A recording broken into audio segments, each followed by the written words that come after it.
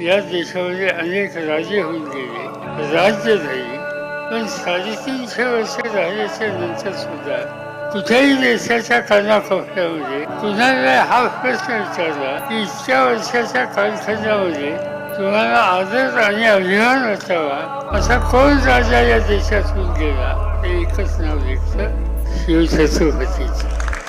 दुसरं नाव कोणी घेतलं.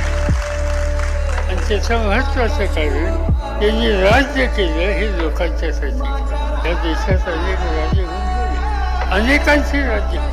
हे दिल्लीचं राज्य मोगलांचं राज्य म्हणून ओळखलं जातं, देवगिरीचं राज्य यादवांचं राज्य म्हणून ओळखलं जातं, शिवाजी महाराजांचं राज्य भोसल्यांचं राज्य म्हणून कधी ओळखलं गेलं. हे रेषेचं राज्य आहे, हे हिंदवी स्वराज्य आहे.